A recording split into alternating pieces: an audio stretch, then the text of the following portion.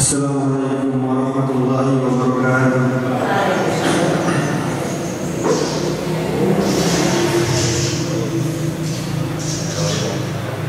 A'udzu billahi minasy syaithanir rajim. Bismillahirrahmanirrahim. Wa yasna'ul fulka wa kullama marra 'alaihi mala'un min qawmihi sakhiru minhu qala in tasharu minna fa inna nasharu minkum kama tasharun fasawfa تعلمون من يأتيه عذاب يخزيه ويحل عليه عذاب مقيم حتى إذا جاء أمرنا وفارت النور قل نحمل فيها من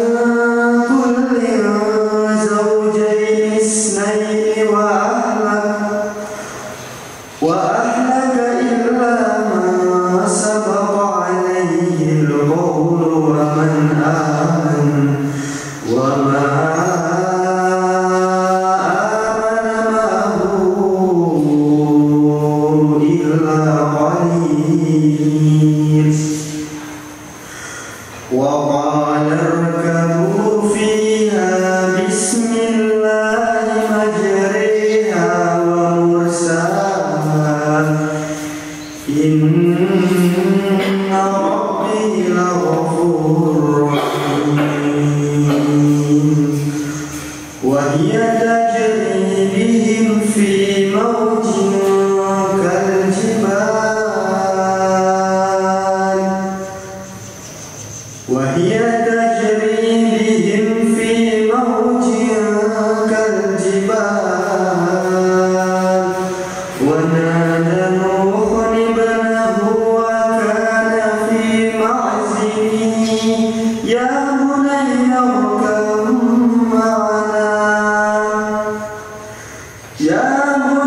اركب معنا ولا تكن مع الكافرين قال سآوي إلى جبل يعصمني من الماء قال لا عاصم اليوم من أمر الله إلا الرحيم وحال بينهما الموج فكان من المغرقين وقيل يا أرض ابلعي ماءك ويا سماء أقلعي وغيض الماء وقضي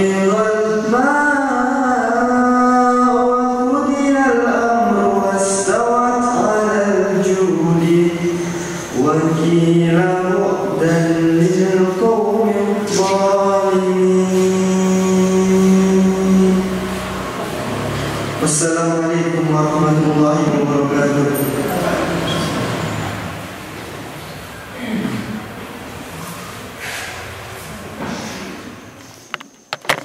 Alhamdulillahilladzi bi ni'matihi tatimmus shalihat wa bi fadlihi tatanazzalul khairatu wal barakat wa bi taufiqihi tatahaqqaqu maqasid wal ghayat.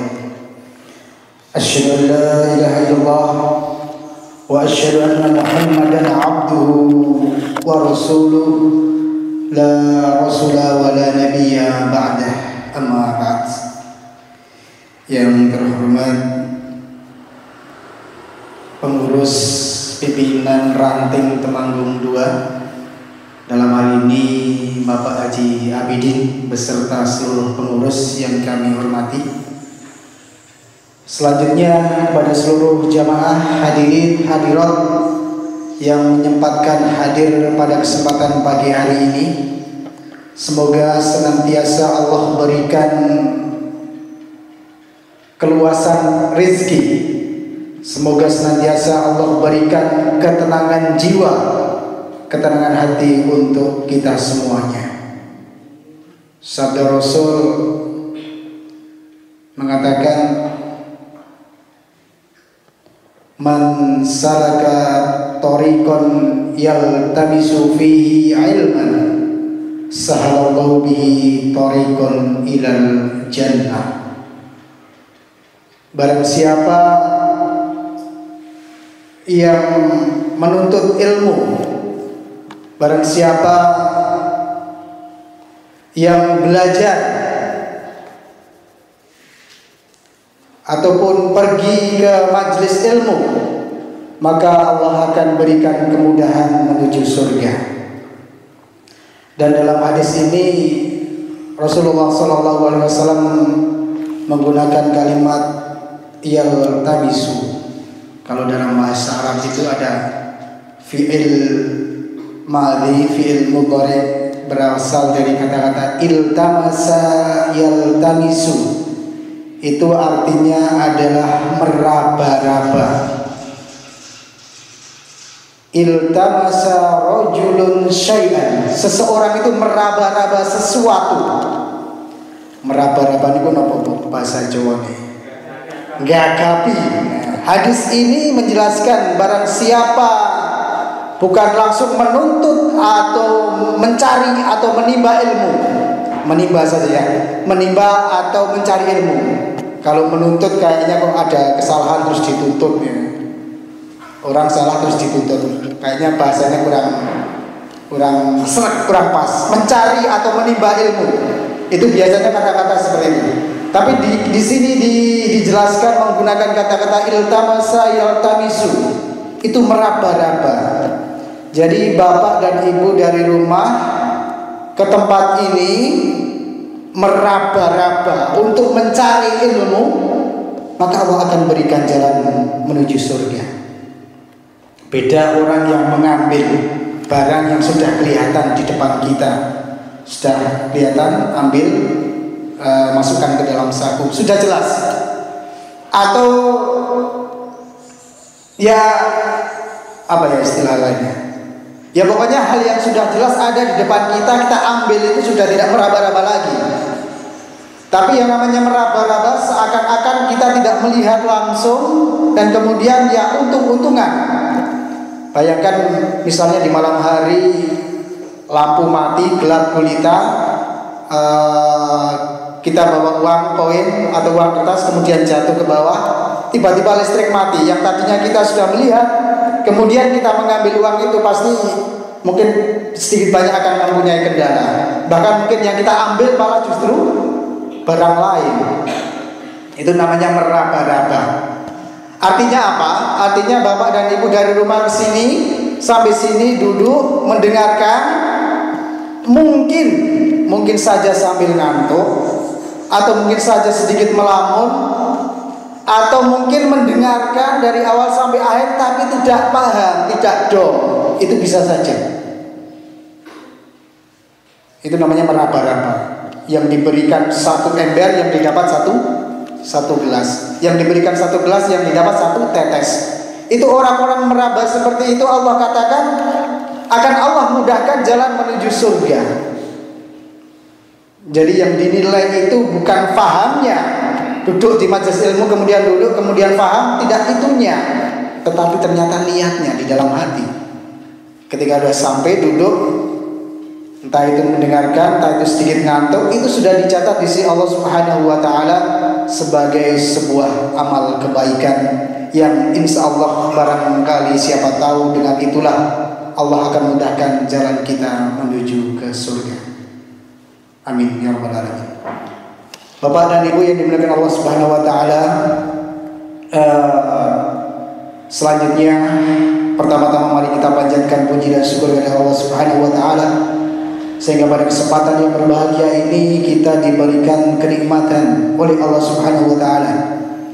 Hadis Rasulullah sallallahu alaihi wasallam yang tidak bosan-bosan, mungkin juga Bapak Ibu sering mendengarkan dan saya sendiri juga sering menyampaikan, tidak bosan-bosan. Karena ibarat sebuah nasihat itu seperti iklan. Iklan dalam TV itu kadang-kadang kita tidak menginginkan, tetapi lewat sendiri. Tiba-tiba kita baru nonton pengajian, baru nonton sinetron, ada iklan lewat. Obat batuk, obat flu, obat pembersih piring dan lain sebagainya. Mungkin kita tidak membutuhkan, tapi suatu saat ketika kita membutuhkan, pasti kita akan mencari. Oh, kemarin itu yang nongol itu iklannya apa ya? Tak tunggu. Gue lewat iklannya tak catat misalnya, atau di jalan raya gitu. Ada iklan, ada apa? Orang tidak butuh, mungkin biarkan saja. Tapi ketika butuh, kemudian mencarinya. Begitu juga nasihat itu seperti itu. Tidak bosan-bosan seorang dai, seorang ulama, seorang kiai menyampaikan agar ketika seseorang atau seorang hamba itu dia membutuhkan atau dia pas dengan suasana hati, pasti dia akan mengiyakan. Jadi Rasulullah sallallahu alaihi wasallam mengatakan, "Man asbaha minkum aminan fi sirbihi, mu'afan fi jasadihi, wa inda kutu yaumihi, ka'annama hizat lahu dunya bihadafiriha." Barang siapa di antara kalian yang bangun pagi hari dalam kondisi aman. Bapak Ibu kita semuanya tadi bangun dalam kondisi aman. Aman banyak sekali tafsirannya. Aman dari gangguan tetangganya. Mungkin ada tetangganya yang ribut. Bangun pagi tidak ada keributan, berarti aman. Mungkin ada tetangganya yang datang nagih utang. Kok nggak ada, berarti aman. Bangun pagi, kalau kemarin malam ya, kemarin malam sempat ada lindu nopo nih bahasa Indonesia, gempa. Nek canom malah bukan rindu, ada rindu. Nah, kita bisa membayangkan bangun pagi kemudian ada lindu seperti apa. Kemarin hanya beberapa detik, beberapa kali saja kita sudah gimana ini gitu ya. Sudah di daerah Jogja itu sudah sampai keluar rumah. Di pondok anak saya itu sudah berlarian keluar, ayo ngumpul gitu. Itu hanya mungkin hanya 1 menit ya. Kalau 5 menit, 10 menit mungkin akal pikiran kita sudah hilang. Nah, padahal itu malam hari. Kalau pagi hari, kalau malam malah nggak tahu, soalnya sudah meleger ya. Tapi kalau bangun tidur atau kondisi kita sadar, pasti kita akan mencari keamanan diri kita, karena itu di luar kewajaran. Itu yang pertama. Bangun tidur dalam kondisi aman. Yang kedua, mu'afan fi jasadi, kondisi tubuhnya dalam keadaan fit, sehat walafiat. Saudara kita ada yang sakit pilek, sakit flu, sakit gigi. Sakit gigi ini leres banget.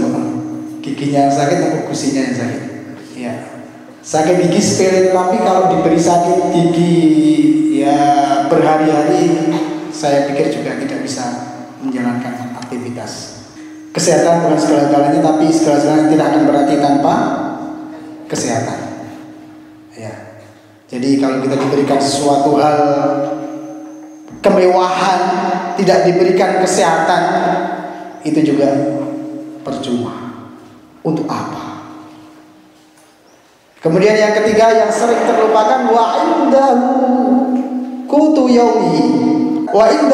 yaumihi, dan mempunyai makanan yang bisa dimakan di hari itu. Mungkin orang sudah tidak asing lagi ya. Kesehatan adalah kenikmatan, keamanan adalah kenikmatan. Tetapi yang ketiga ini sepele sekali. Mempunyai makanan yang bisa dimakan di hari itu. Kula panjenengan gadah boten Bapak Ibu? Punya. pasti lebih dari itu.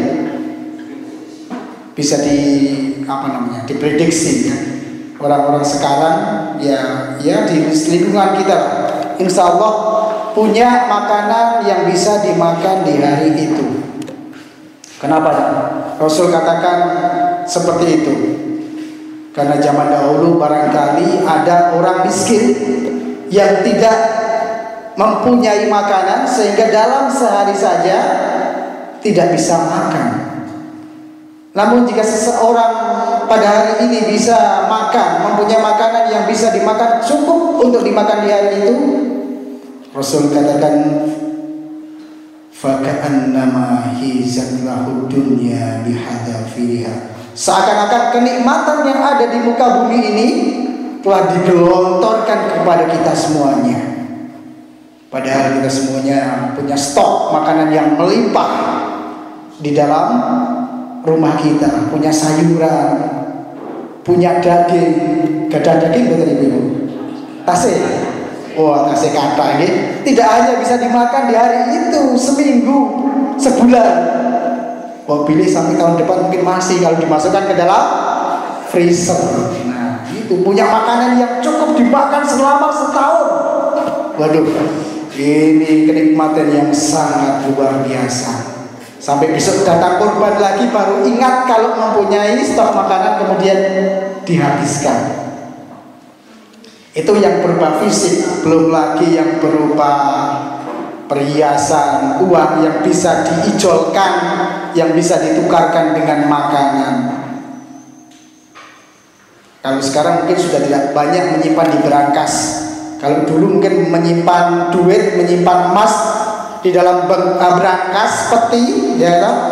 Petinya dimasukkan ke dalam lemari, lemarinya dikunci rapat-rapat, lemarinya di dalam kamar, kamarnya ada pintu yang besar, kokoh kuat, kamarnya dikunci, kamarnya ada dalam satu ruangan, ruangannya dikunci, ruangannya ada dalam satu rumah, rumahnya dikunci, rumahnya ada dalam lingkungan tembok, ada gerbangnya, gerbangnya dikunci. Masya Allah, menyimpan harta kekayaannya sedemikian rupa. Sekarang sudah era digital, nyimpannya sudah di handphone, sudah ada mobile banking. Mobile bankingnya ada passwordnya, ya toh? Buka HP-nya juga ada passwordnya. Masya Allah, kenikmatan yang luar biasa yang tentunya senantiasa harus kita syukuri. Kemudian salawat dan salam semoga senantiasa tercurahkan kepada baginda Rasulullah Muhammad sallallahu alaihi wasallam yang senantiasa kita nantikan syafaatnya di yaumul kiamah. Jemaah yang dimuliakan Allah Subhanahu wa taala, terima kasih sebagaimana tadi yang disampaikan oleh Bapak Haji Abidin.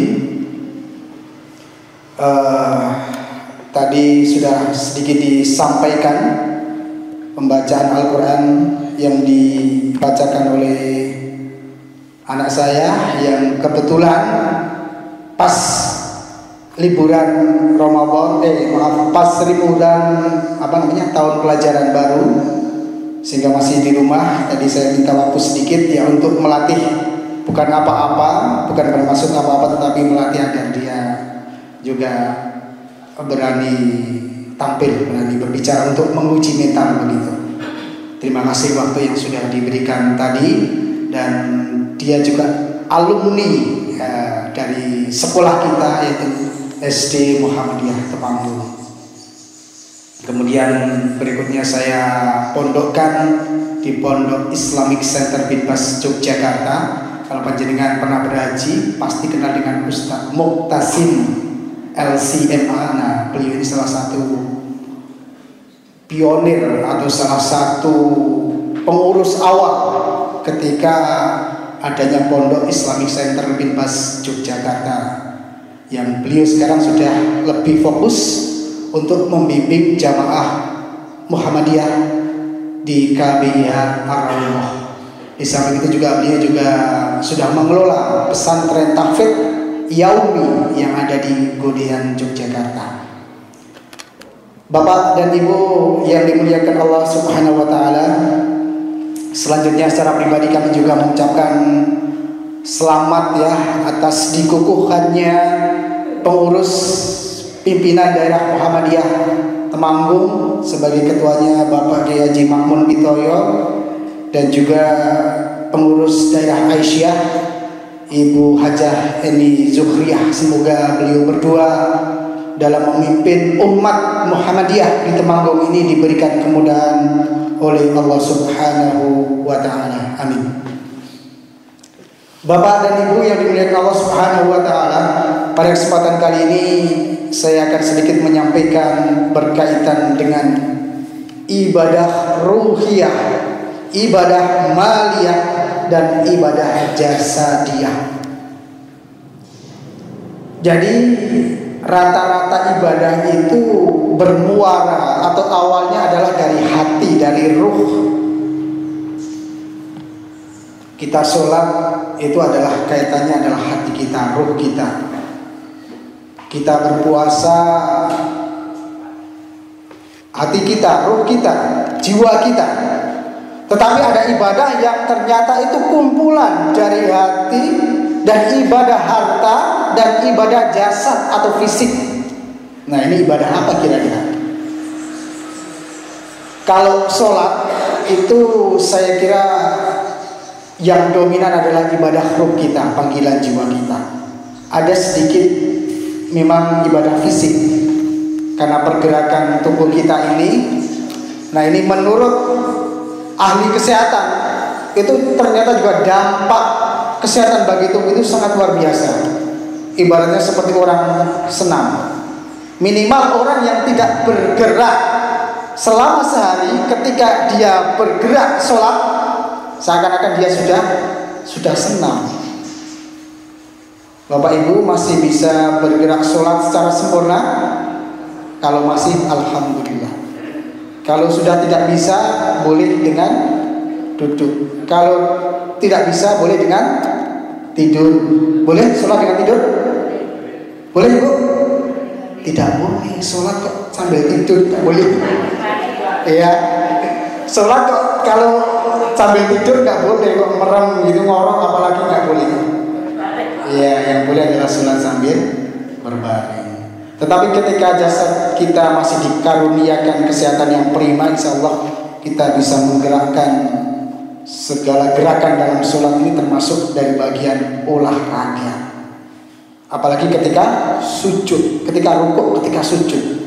Saya pernah punya teman di kantor itu dulu seorang pengawas kaya raya, punya usaha yang besar, tetapi beliaunya itu stroke. Jadi ya kaya tetapi karena kesehatannya itu kurang prima, maka kenikmatannya juga berkurang.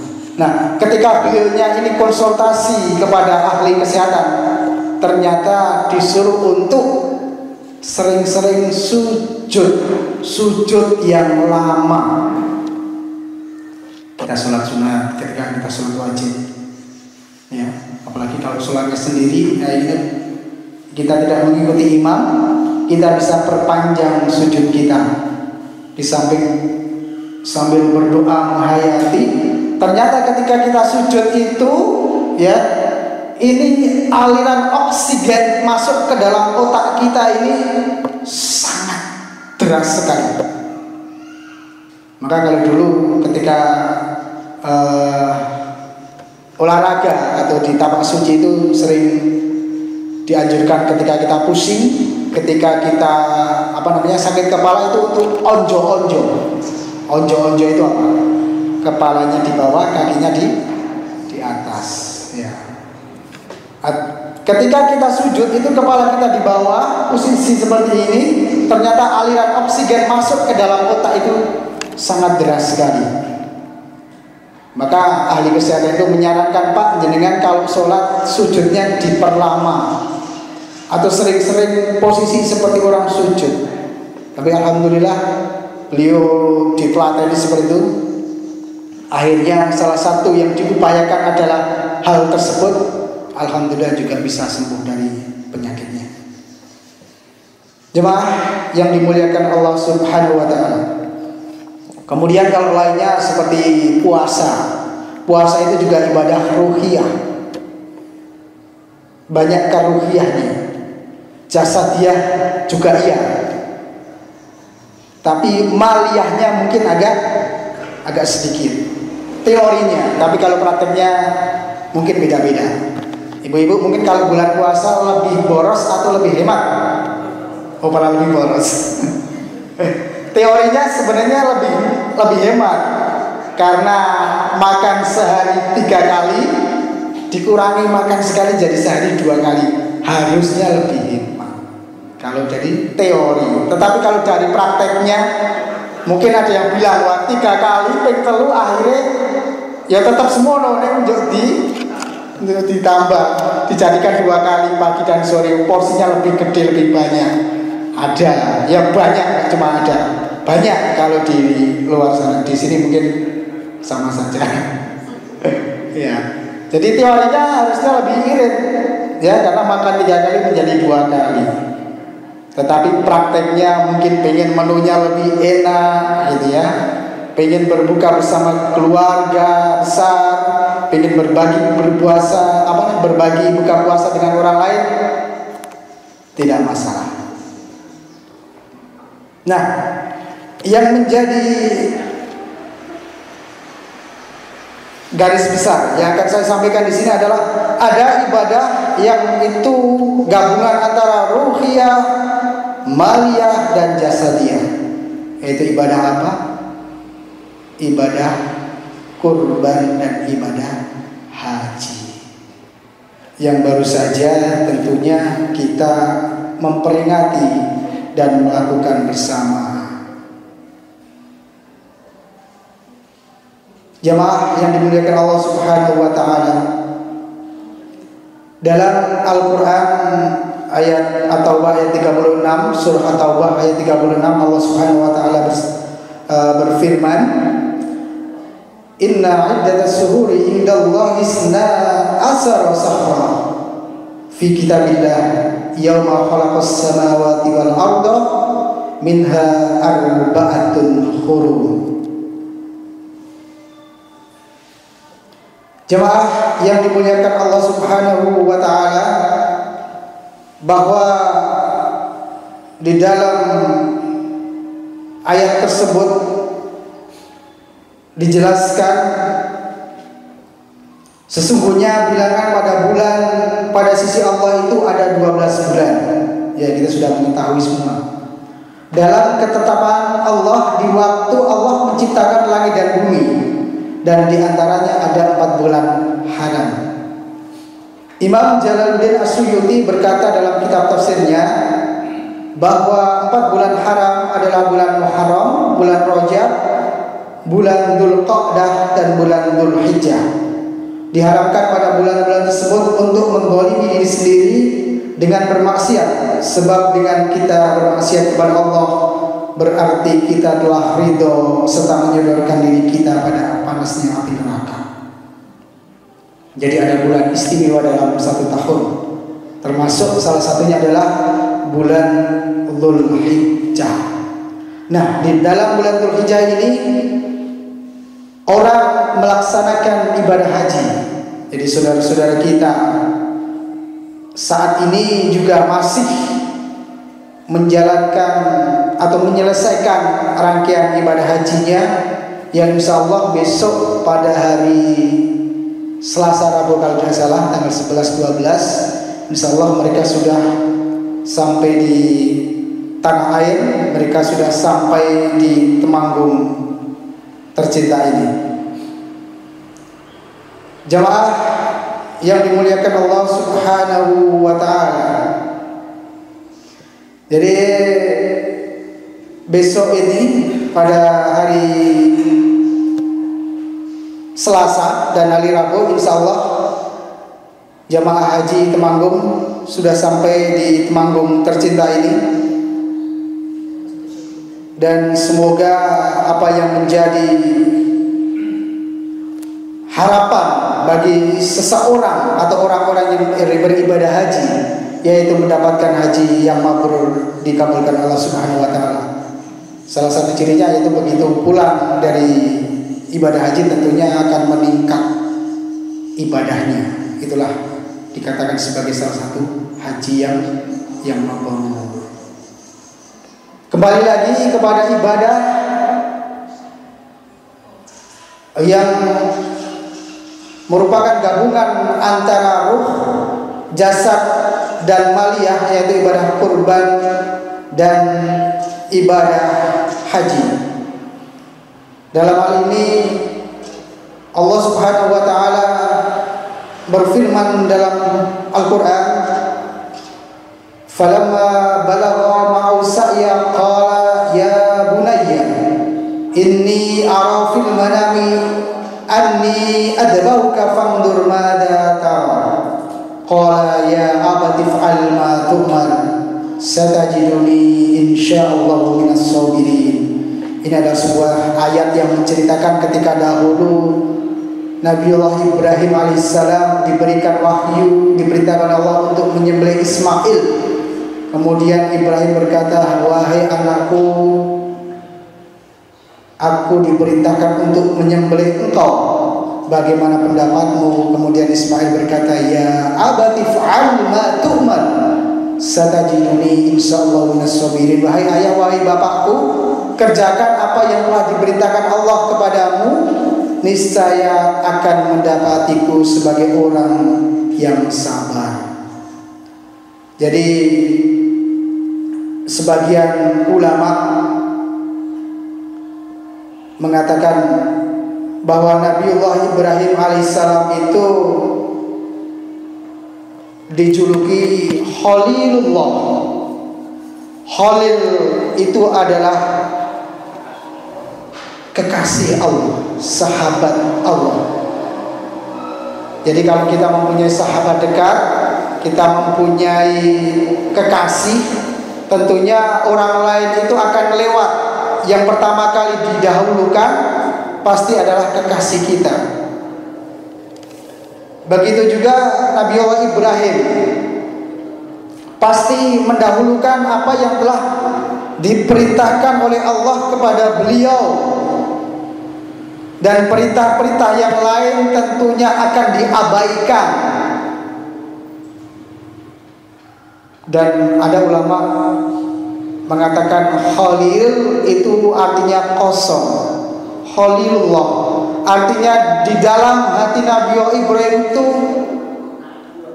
kosong dari keinginan dunia, kosong dari kekayaan dunia, kosong dari kemewahan dan hal-hal yang berkaitan dengan keduniaan. Yang hanya ada dalam hatinya adalah Allah Subhanahu wa ta'ala. Jadi sejak dari awal Nabiullah Ibrahim itu diberikan ujian yang luar biasa. Ketika awal harus berjuang, kedua orang tuanya menyembah berhala. Kemudian Ibrahim juga pernah dilemparkan ke dalam panasnya api.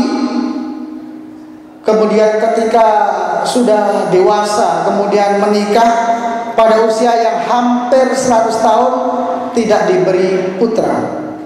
Namun ketika dianugerahi seorang putra, disuruh untuk menyembelihnya. Sebagai orang biasa, kita mungkin ditawari tidak ada yang mau. Sembelih putramu. Siapa kira-kira yang bilang siap? Zaman sekarang saya kira tidak ada. Suruh menyembelih, sembelih kambing, gitu aja sih. Aras-arasan mikir orang duit-duit. Seperti itu. Jadi itulah ibadah korban itu, selain ruh, kemudian fisik, adalah harta. Ketika mendekati korban itu ada beberapa tipe orang. Yang pertama adalah orang yang tahu dan paham, mampu dan mau, dia pasti akan segera berkorban bagaimanapun caranya. Karena ibadah kurban ini bukan ibadah seumur hidup sekali, tetapi adalah ibadah tahunan. Berbeda dengan akikah yang dikerjakan sekali, tetapi kurban ini tiap tahun. Golongan pertama, mereka akan bersegera berkurban. Pokoknya harus, kalau bisa setiap tahun kurban, kalau tidak bisa 2 tahun, kalau tidak bisa 3 tahun, kalau tidak bisa 4 tahun, kalau tidak bisa 5 tahun sekali, kalau tidak bisa 10 tahun sekali, minimal seumur hidup sekali. Kedua, golongan yang kedua ini orang yang tidak mampu tetapi mau, ingin sekali untuk terlibat, maka kemudian dia mendekat ke masjid, dia mendekat ke panitia kurban, membantu mereka untuk meringankan. Golongan berikutnya tidak mampu dan benar-benar tidak mampu, ia tidak mengapa, bahkan nanti akan mendapatkan daging insya Allah. Tetapi ada golongan orang yang aneh, dia mampu sebenarnya, tetapi ketika sudah mendekati korban ini pura-pura tidak mampu, pura-pura tidak punya uang, padahal setiap hari makan, setiap hari menghisap, membakar uang. Ada yang tahu ahli hisap yang tiap hari menghisap? Ya, majelis suro suka rokok. Ahli hisap. Itu berapa bungkus? Satu bungkus harganya berapa itu? Kalau sebungkus itu harganya 20 atau 25 ribu, kalikan sebulan, kalikan setahun, dikalkulasi itu lebih dari 7 juta. 7 juta untuk beli kambing sudah dapat belum? Sudah dapat 2. Gak usah 2, 1 aja. Dia tetap bisa gini, tapi juga bisa kurban. Bisa dapat. Itu untuk kambing jantan. Ada yang lebih murah lagi, harga 1 juta sudah bisa dapat kambing. Kambing betina. Boleh nggak kurban kambing betina? Boleh, asalkan yang sudah tidak produktif. Ya, tidak produktif bisa dibuat kurban. Tetapi kalau bisa masih produktif jangan. Masih produktif dikorbankan, nanti tidak ada keturunannya. Tetapi kalau sudah tidak produktif, boleh kita kurban karena punya uang hanya 1 juta, kita beli kambing betina untuk kurban, boleh. Tetapi yang ketiga, yang terakhir ini kadang-kadang memang orang ada yang pura-pura tidak punya uang ketika mendekati kurban. Maka kita berusaha untuk bisa kurban. Bapak Ibu-ibu semoga diberikan keluasan rezeki untuk berkorban. Nah, karena Rasulullah SAW mengatakan ibadah korbannya adalah sunnah muakkad. Muakkad itu adalah sunat yang dikuatkan, hal yang tidak pernah ditinggalkan oleh Rasulullah SAW. Bahkan ada sebagian ulama mengatakan korban itu adalah wajib bagi yang mampu. Berdasarkan firman Allah, Inna a'tainakal kautsar fasholli li rabbika wanhar inna syani'aka wal abtar fasholli li rabbika wanhar, maka sholatlah engkau karena Tuhanmu dan berkurbanlah. Ini ada perintah sholat, setelah itu disandingkan dengan perintah kurban, karena begitu besar keutamaan dari berkorban. Karena dalam istilah usul fikih itu ada ungkapan al-aslu fil amri lil wujub, bahwa segala sesuatu yang awalnya itu berupa perintah, ini ada kata-kata fasalli, maka sholatlah, wanhar, dan berkorbanlah. Ini awalnya adalah kewajiban, wajib. Sebagian ulama mengatakan seperti itu, wajib bagi yang mampu. Jemaah yang dimuliakan Allah Subhanahu wa ta'ala, maka dalam sebuah hadis dikatakan, man kana lahu sa'ah wa lam yudhi fala yaqrabanna musallana. Barang siapa yang mempunyai kemampuan, yang mempunyai kesempatan untuk berkorban tetapi dia tidak berkorban, maka jangan hampiri tempat sholat kita, kata Rasul. Dalam hadis lain dikatakan, ya ayuhan nas, inna ala kulli baitin fi kulli amin adhiyah, bahwa sesungguhnya tiap-tiap orang di setiap rumah itu atau setiap ahli rumah itu pada tiap-tiap tahun disunnahkan untuk berkorban. Jadi ini menguatkan bahwa korban itu kewajiban yang kalau bisa itu memang kita anggarkan, kita usahakan setiap tahun. Kalau tidak bisa, ya seperti tadi, beberapa tahun sekali dan seterusnya. Karena dalam hadis itu dikatakan bahwa ketika kita berkorban di hari kiamat itu kelak akan menjadi saksi, akan hadir, akan datang dengan pahala, yaitu tanduk, bulu dan kuku. Tanduk, bulu dan kuku. Manfaat moten Bapak Ibu. Ada manfaatnya enggak tanduk, bulu dan kuku bagi kita? Seakan-akan tidak ada manfaatnya.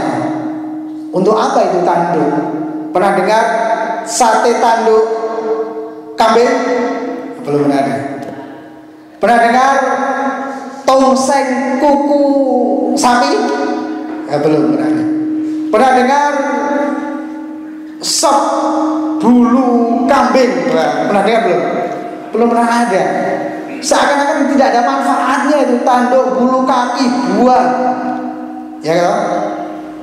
Bahkan kadang-kadang kalau yang tidak bisa mengolah kepala dengan kaki saja juga tidak suka. Kadang-kadang ada sahibul korban yang sudah buat orang lain saja karena malas untuk ngurusin itu. Tetapi ternyata tanduk, bulu, kuku itu akan datang di hari kiamat, akan menjadi saksi. Itu baru dari segi sesuatu yang seakan-akan tidak ada gunanya. Apalagi dengan kepalanya, kakinya, kulitnya, dagingnya yang banyak, tentunya akan membawa pahala yang banyak sekali untuk kita semuanya. Jamaah yang dimuliakan Allah Subhanahu wa taala. Tinggal sedikit waktunya ya. Yang kedua, ini saya singkat saja,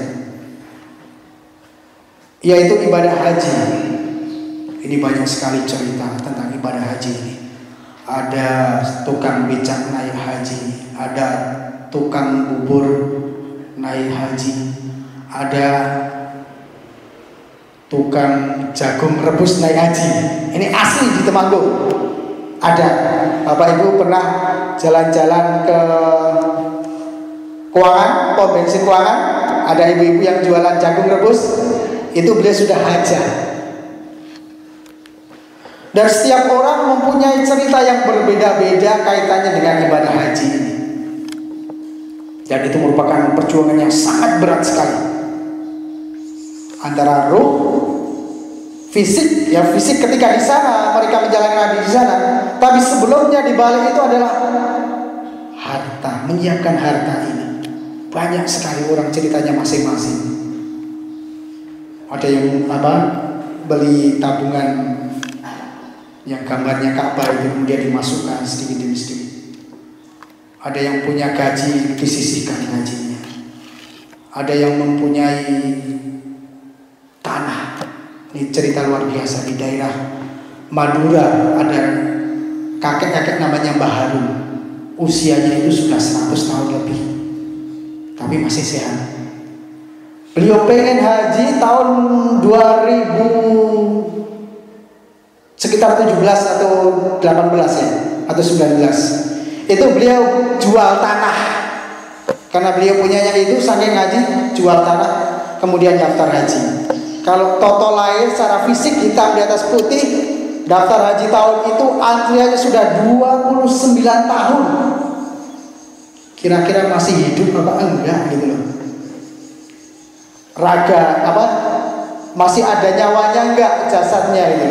Ketika mendaftar usianya sudah 100 lebih, antriannya sudah 29 tahun.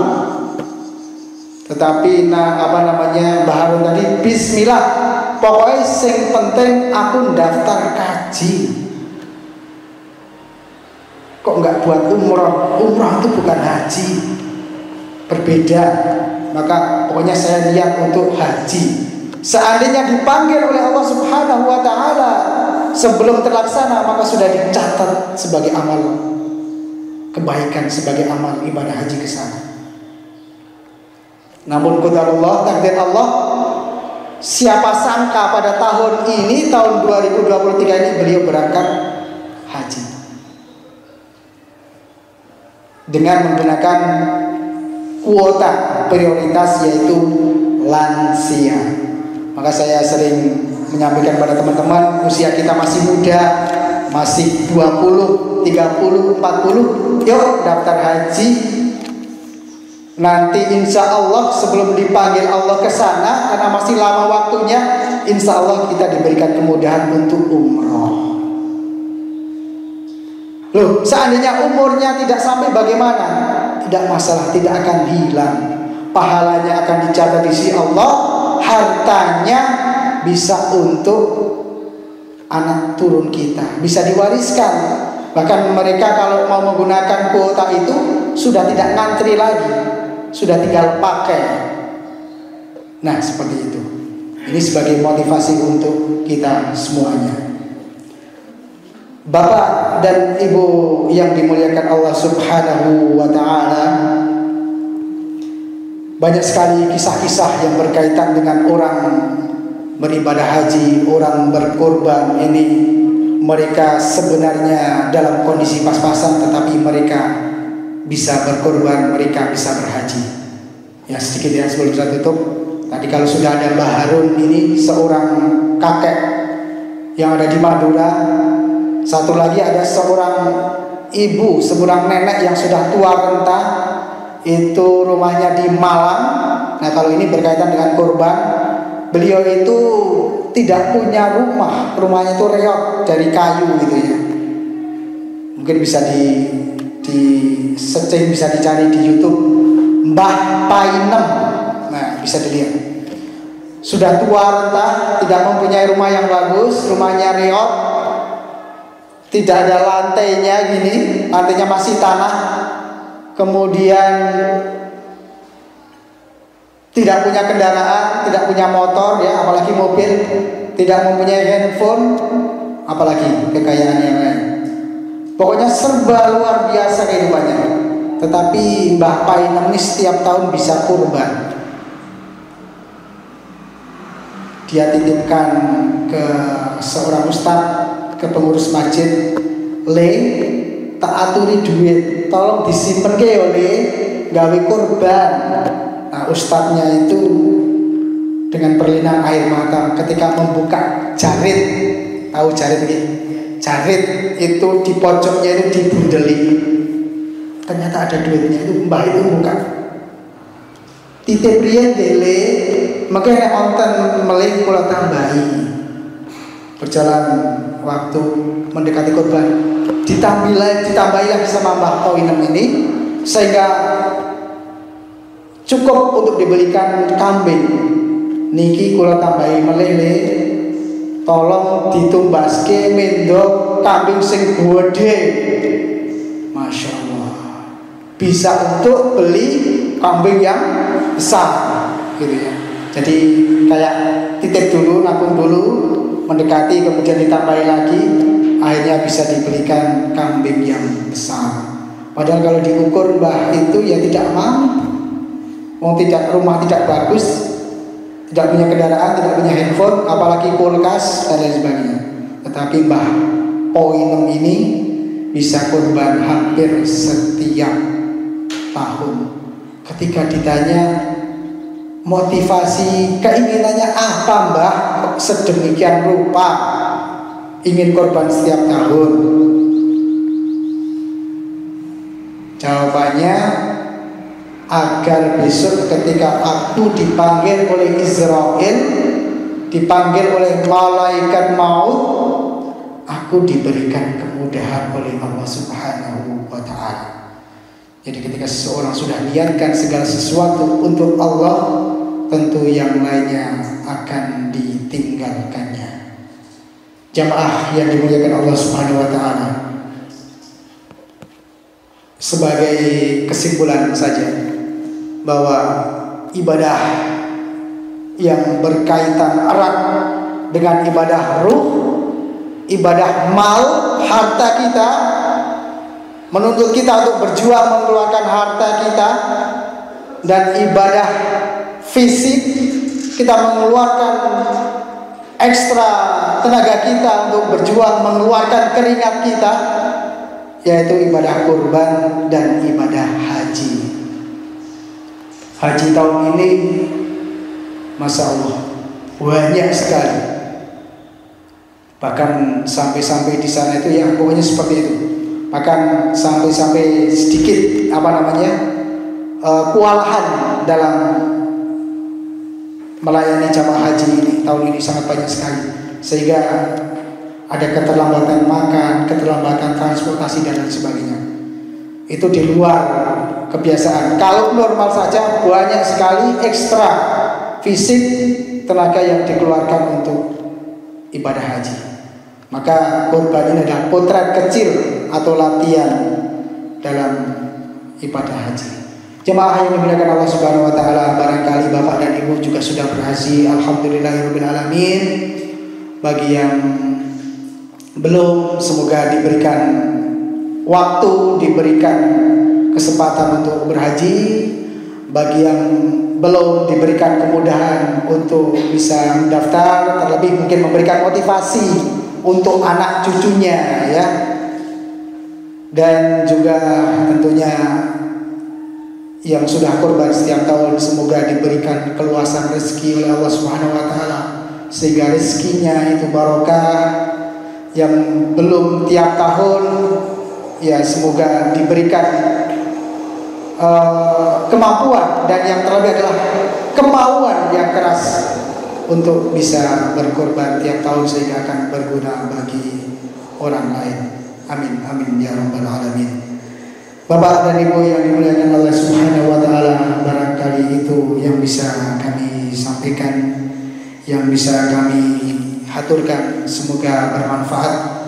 Mari kita tutup sedikit dengan doa. Saya pandu dan mari kita aminkan bersama-sama. Hamdan syakirin, hamdan na'imin, hamdan yuafi ni'amahu wa yukafi'u mazidah. Ya Rabbana lakal hamdu kama yanbaghi li jalali wajhikal karim wa 'azimi sultanik. Allahumma salli wa sallim wa radiyallahu ta'ala an kulli sahabati rasulillahi ajma'in. Rabbana zalamna anfusana wa illam taghfir lana wa tarhamna lanakunanna minal khasirin. Ya muqallibal qulub sabbit qulubana ala dinika wa ta'atik. Allahumma la sahla illa ma ja'altahu sahla wa anta taj'alul hazna idza syi'ta sahla. Rabbana hab lana min azwajina wa dhurriyyatina qurrata a'yun waj'alna lil muttaqina imama. Rabbana atina fid dunya hasanah wa fil akhirati hasanah wa qina adzabannar. Walhamdulillahi rabbil alamin. Demikian yang bisa kami sampaikan. Kita tutup dengan doa kafarah majlis. Subhanakallahumma wa bihamdika asyhadu an la ilaha illa anta astaghfiruka wa atubu ilaih. Wa akhiru da'wana alhamdulillahi rabbil alamin. Billahi taufiq wal hidayah wal inayah. Wassalamu alaikum warahmatullahi wabarakatuh. Arfa TV.